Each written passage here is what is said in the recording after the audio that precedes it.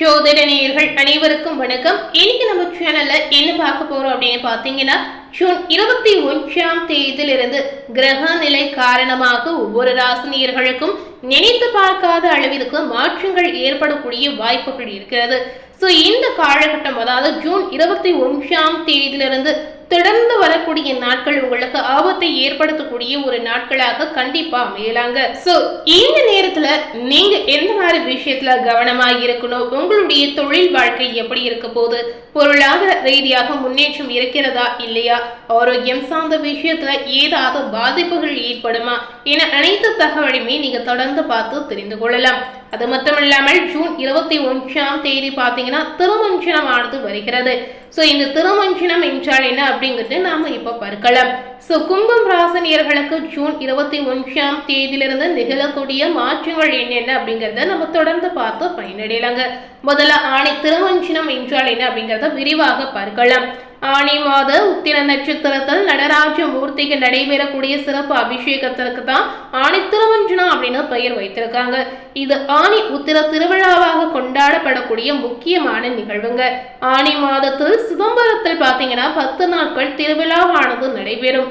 ஆணி திருமஞ்சனம் நடைபெறக்கூடிய சமயத்துல 30 முக்கோடி தெய்வர்களும் நடராஜருக்கு நடைபெறக்கூடிய அபிஷேகத்தை காண சிவனுடைய சன்னதியில எழுந்தருள்வதாக ஐதீக ரீதியாகவும் சொல்லி இருக்காங்க. ஆணி திருமஞ்சனத்தை கண்ணார கண்டு ரசித்தால் அனைத்து விதமான துன்பங்களும் நீங்கும், பிறவைப்பினில இருக்கக்கூடிய பாவங்களும் வெளியிடும் அப்படின்னு குறிப்பாகவே சொல்லியிருக்காங்க. அது மட்டும் இல்லைங்க, இதனால செல்வம் கூட உங்களுக்கு சேரும். வாழ்வில் அனைத்து விதமான நன்மைகளையும் பெற வேண்டும் அப்படின்னு நினைக்கக்கூடிய நேயர்கள் இந்த ஆணி திருமஞ்சன நாளில் ஒரு முறையாவது நடராஜருக்கு நடைபெறக்கூடிய அபிஷேகத்தை கண்டு இந்த மாதிரி பலனை நிச்சயமா நீங்களும் பெறலாங்க. ஆனந்தமயமான வாழ்வை பெறுவதற்கு இந்த ஒரு விஷயத்தை செய்தாலே போதுங்க. இந்த ஆணி திருமஞ்சன தரிசனம் அனைவரும் பார்க்கக்கூடிய ஒரு முக்கியமான தரிசனம். சிவபெருமானே அபிஷேக பிரியார் என்று அடியார்கள் சொல்வாங்க. அக்னி ஸ்வரூபமாக விளங்கக்கூடிய சிவபெருமானுக்கு பலவிதமான பொருட்களால் அபிஷேகம் செய்தால் அவருடைய மனம் மகிழும் அப்படின்னு நம்பிக்கையா சொல்லியிருக்காங்க. சிவன் கோவில்களில் இருக்கும் உழவரான சிவரூப திருமேனிக்கு நாள்தோறும் அபிஷேகமானது நடைபெறும். 16 முதல் 32 அபிஷேகங்கள் செய்வாங்க. ஆனா சிவனுக்கு செய்யக்கூடிய அபிஷேகங்கள் பாத்தீங்கன்னா 24 நிமிடங்கள் மட்டுமே நடத்தப்பட வேண்டும் என்பது விதியாகவே சொல்லி இருக்காங்க. அதே சமயம் சிவபெருமானின் ரூபங்களில் ஒன்றான நடராஜ மூர்த்திக்கு வருடத்தில் 6 முறை மட்டுமே அபிஷேகம் நடத்தப்படும். இந்த அபிஷேகங்களை மகா அபிஷேகம் என்று சொல்வாங்க. இந்த அபிஷேகம் தான் கிட்டத்தட்ட 3 மணி நேரம் வரை செய்வார்களா. அது மட்டும் இல்லைங்க, இந்த 6 அபிஷேகங்களையும் கண்டு நடராஜரை தரிசித்து வழிபடக்கூடிய நேயர்களுக்கு நினைத்து பார்க்காத அளவில் உங்க வாழ்க்கையில மாற்றங்கள் ஏற்படும். உங்களுடைய பாவ வினைகள் தோஷங்கள் நீங்கணும் அப்படின்னு நினைத்தீங்கன்னா இந்த ஒரு விஷயத்தை தவறாமல் நீங்க கண்டு மகிழுங்க. சிதம்பரத்தில் மார்கழி மற்றும் ஆணி மாதங்களில் நடக்கும் அபிஷேகத்தின் போது ராஜசபை எனப்படும் ஆயிரங்கால் மண்டபத்தில் நடராஜர் எழுந்தருள அவருக்கு சிறப்பு அபிஷேகமானது நடைபெறும். கிட்டத்தட்ட 3 மணி நேரம் இந்த மகா அபிஷேகம் நடத்துவாங்க. தேவர்கள் ஈசனை வழிபடக்கூடிய காலம் என்பதாலேயே இந்த 2 அபிஷேகங்களும் பிரம்ம முகூர்த்த வேளையில செய்வாங்க. இது வழக்கமான ஒரு விஷயமாகவும் சொல்லி இருக்காங்க. இந்த அபிஷேகத்தை தரிசிப்பவரின் பாவங்கள் அனைத்தும் நீங்கி சிவனின் திருவருள் முழுவதுமாக உங்களுக்கு கிடைக்குங்க. சிவனுடைய அருளை பரிபூரணமாக பெற வேண்டும் அப்படின்னு நினைக்கக்கூடிய நேயர்கள் இந்த ஒரு விஷயத்தை கண்டிப்பா செய்து வாருங்க. வேண்டிய வரங்களை அள்ளி கொடுக்கக்கூடிய சிவபெருமானை மனதில் நினைத்து இந்த மாதிரி விஷயங்களை நீங்க பின்பற்றி வரலாம். அன்றைய நாள் முழுவதுமே உத்தர நட்சத்திரம் உள்ளதால் நடராஜ வழிபாடு செய்வது சிறப்பாகவே சொல்லி இருக்காங்க. இதனை தொடர்ந்து, அதாவது ஜூன் 21ஆம் தேதியிலிருந்து கும்பம் ராசினியர்களுக்கு என்ன மாதிரியான திருப்பங்கள் நடந்திருக்கு, என்ன மாதிரியான மாற்றங்கள் உங்களுக்கு காத்திருக்கு அப்படிங்கறத விரிவாக பார்த்து பயன்பெறலாம். எந்த விஷயத்திலுமே உடனடி தீர்வு காண முடியாத இழுபறி நிலை இப்ப கும்ப ராசினியர்களுக்கு ஏற்படக்கூடிய ஒரு சூழல் இருக்கிறது. சந்திரன் சஞ்சாரத்தால் புதிய நட்பு உங்களுக்கு தேடி வரும். பணவரத்து திருப்திகரமாக இருக்கலாம். கவன தடுமாற்றம் உங்களுக்கு உண்டாகும். மனதில் திடீர் கவலை தோன்றக்கூடிய வாய்ப்புகள் இருக்கிறது. சகோதரர் வழியில மன வருத்தம் தரக்கூடிய சம்பவங்கள் ஏற்படுங்க.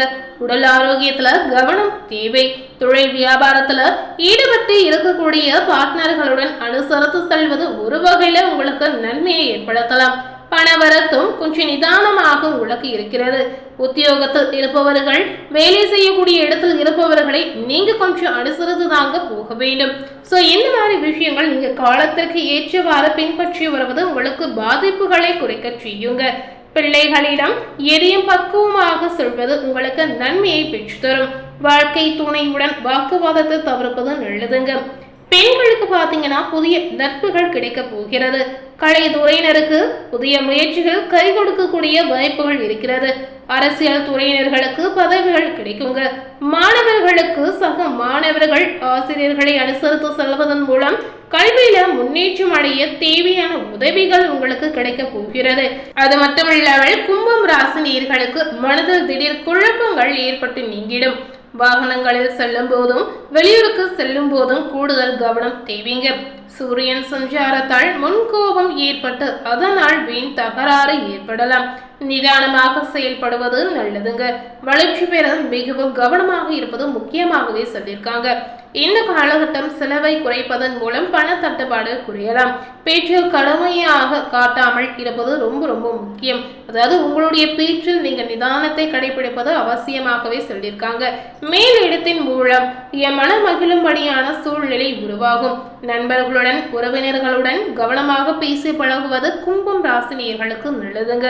அது மட்டுமல்லாமல் எந்த ஒரு காரியத்திலும் சரியான முடிவுக்கு வர முடியாமல் இருந்த தடுமாற்றம் பார்த்தீங்கன்னா இப்ப இந்த ஜூன் 21 பிறகு உங்களுக்கு நீங்கக்கூடிய வாய்ப்புகள் இருக்கிறது.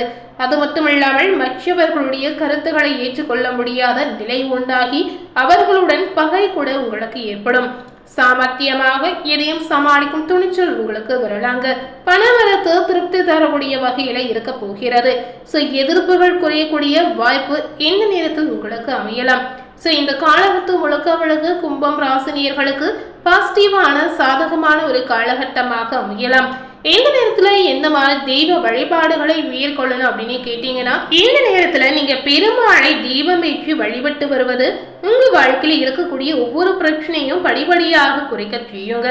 குறிப்பா கடன் பிரச்சனை தீரும், சிக்கலான பிரச்சனை தீரும் அப்படின்னு ஐதீகமாகவே சொல்லி இருக்காங்க. முடிந்த அளவுக்கு இந்த மாதிரி தெய்வ வழிபாடு பரிகாரங்களை செய்வது உங்களுக்கு ஏற்றதாக அமையலாம். இன்னைக்கு நம்ம சேனல்ல ஜூன் 21 கும்பம் ராசி நேயர்களுக்கு என்ன மாதிரியான ஆபத்துகள் ஏற்பட போகிறது அப்படிங்கறத இந்த வீடியோ மூலம் பார்த்து தெரிந்திருப்பீங்க. மேலும் இது போல ஒரு புதிய தகவலை தெரிந்து கொள்ளணும் அப்படின்னு நினைத்தீங்கன்னா மறக்காம நம்ம சேனலை சப்ஸ்கிரைப் பண்ணி பக்கத்துல இருக்கக்கூடிய பெல் பட்டனையும் மறக்காம பிரஸ் பண்ணிடுங்க.